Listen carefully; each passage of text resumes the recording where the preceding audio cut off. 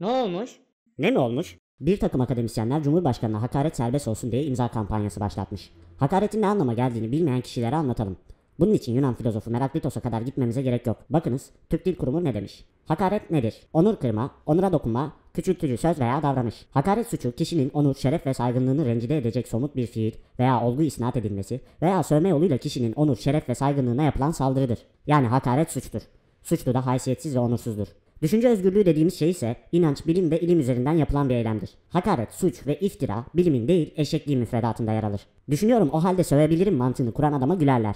Koca koca akademisyenler büyük adam olduk ama ahlaksızlığı bırakmadık diyorlar yani. Ben sana büyük adam olamazsın demedim. Ahlaksızlığı bırak dedim. Bunların türevleri başka ülkelerde cezasını suya gidip gelmek olarak ödemiyor. Hapis yatıyor, cezaya çarptırılıyor. Mesela şu Almanların komedyen eşeği. Kendini Türkiye'de sanmış olsa gerek hakaretin dozunu arttırmış ve Türkiye Cumhurbaşkanı'na demediğini bırakmamıştı. Ne oldu? Kendi devleti yaptığı terbiyesizliği kendisine ödetti ve programı yayından kaldırdı. Uzaklara gitmeye gerek yok aslında. Bu akademisyenleri şımartan ve gaz veren milli düşünürümüz filozof Kılıçdaroğlu. Önüne yatmak ne anlama geliyor? Önüne dikilmek, önüne düşmek, önüne geçmek, önüne gelen, önüne katmak. 10-100 baloncuk yutmuş olsalar gerek ki böyle bir kampanya aldıkları eğitimlerden ortaya çıkamaz. Muhalefet beyaz diyene kara cevabıyla saldırmak değil, hakkı gözetmek ve korumaktır. Bakınız Devlet Bahçeli Kurumu.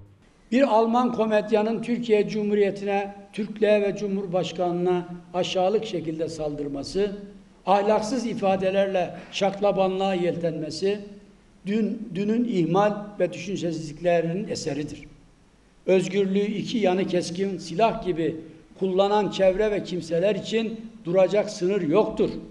Nasıl olsa özgürlük her kilidi açacaktır. Tıpkı vahşilerin özgür oldukları için birbirlerini yemeleri gibi özgürlüğü istismar edip işine geldiği şekliyle yorumlayanlar hiçbir kural ve insafı takmamaktadır. Ne olmuş?